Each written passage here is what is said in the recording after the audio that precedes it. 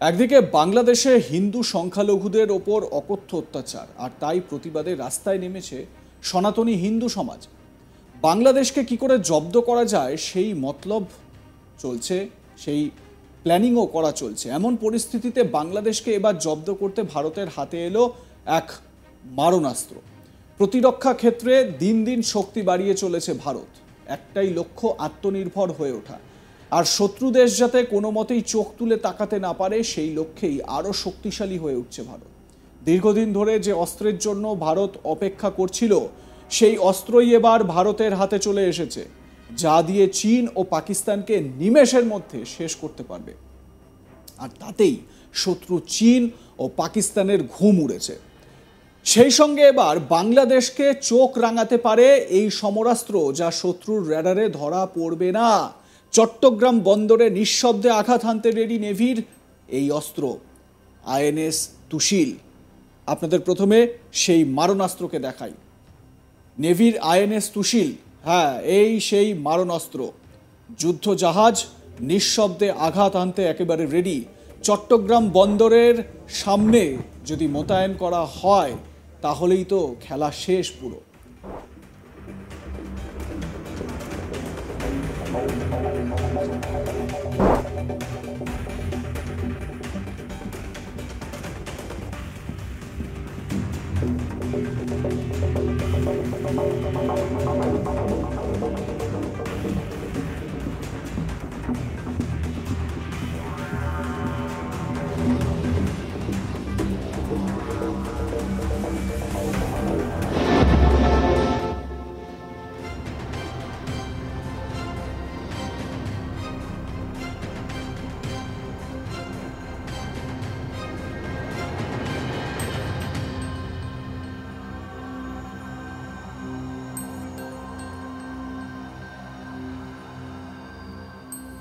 দেখলেন তো কয়েক ঝলক। এই কয়েক ঝলকেই বাংলাদেশের বুঝে যাওয়া উচিত যে এই আইএনএস তুশিল রণতরী, এটা যদি মোতায়েন করা থাকে বা ডিপ্লয় করা হয় বা কমিশন করা হয়ে যায় পুরোপুরি একদম বাংলাদেশের জন্য, তাহলে তো বাংলাদেশের হয়ে গেল। রাশিয়া ইউক্রেনের মধ্যে যুদ্ধ অনবরত চলছে, শেষ হওয়ার নামই নিচ্ছে না। এই অবস্থায় দুটি দেশ একসঙ্গে কোনো বড় কাজ করবে তা কল্পনা করাও কঠিন, তাও ভারতের জন্য।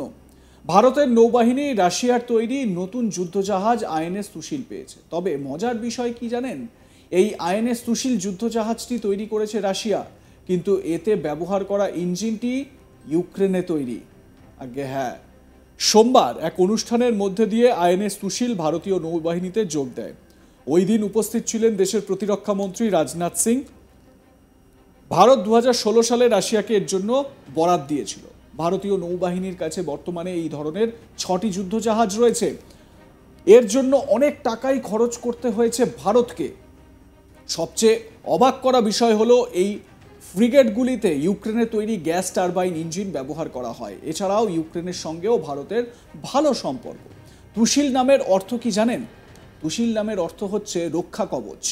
এই প্রজেক্টটি 11356 এর অধীনে তৈরি করা হয়েছে। আইএনএস তুশিল ভারতীয় নৌবাহিনীর নতুন multi role stealth guided missile frigate. এটি রাশিয়ার নকশা। ভারতীয় নৌবাহিনীর বেশিরভাগ জাহাজ ইউক্রেনীয় কোম্পানি জোরিয়া মাস প্রোটেক্টের তৈরি গ্যাস টারবাইন ইঞ্জিন ব্যবহার করে।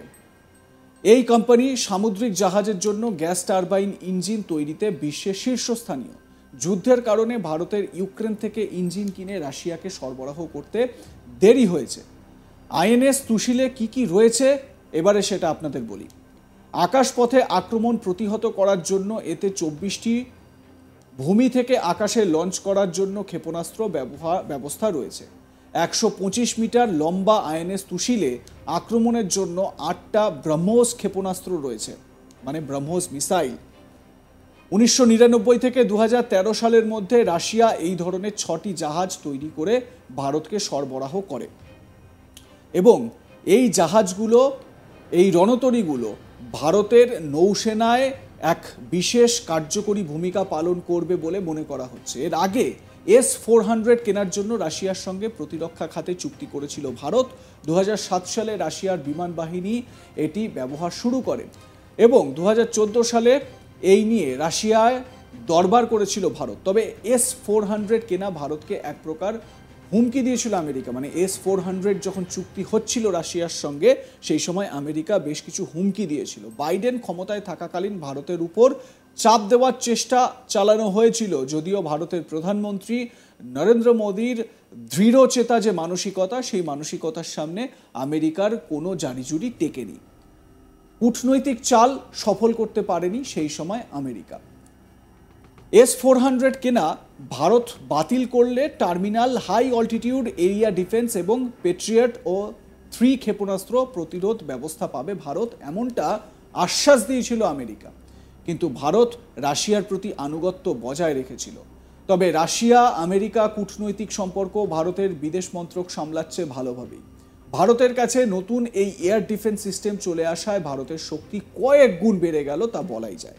চীন পাকিস্তান এবার আরও সমঝে চলবে, তার থেকেও বেশি সমঝে চলবে বাংলাদেশ। আগেই বললাম, যদি চট্টগ্রাম বন্দরের সামনে এই INS তুশিলকে যদি সেখানে প্ল্যান করা যায়, মানে সেখানে যদি মোতায়েন করা যায়, ডিপ্লয় করা যায়, তাহলে কিন্তু বাংলাদেশের জন্য এটা যথেষ্ট চাপের হয়ে যাবে।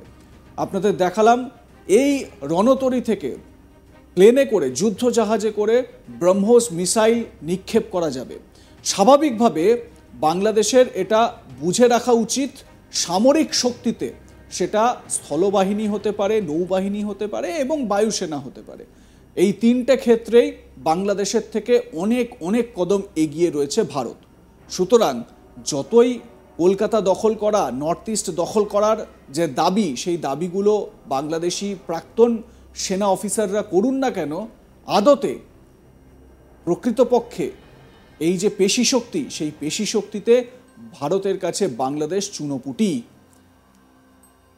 এবারে আসি আমেরিকার দিকে। ট্রাম্প ভোটে জেতার পরপরই রাশিয়ার সঙ্গে চুক্তি করেছে ভারত। এর আগে ট্রাম্প জানিয়েছিলেন S-400 কেনা ভারত বাতিল করলে terminal high altitude area defence এবং পেট্রিয়ট 3 ক্ষেপণাস্ত্র প্রতিরোধ ব্যবস্থা পাবে ভারত। কিন্তু ভারত রাশিয়ার প্রতি আনুগত্য বজায় রেখেছিল। তবে রাশিয়া আমেরিকা কূটনৈতিক সম্পর্ক ভারতের বিদেশ মন্ত্রক তারা সেই রকমভাবেই সামলাচ্ছে। এই মুহূর্তে রাশিয়ার সঙ্গে যেরকম দৃঢ় সম্পর্ক ভারতের, ঠিক ততটাই দৃঢ় সম্পর্ক আমেরিকার সঙ্গেও। উল্লেখ্য, ডোনাল্ড ট্রাম্প, যিনি প্রেসিডেন্ট ইলেক্ট, আগামী 20 জানুয়ারি শপথ নিচ্ছেন, তিনি ক্ষমতায় আসার পর ভারতের সঙ্গে আমেরিকার সম্পর্ক আরও দৃঢ় হবে।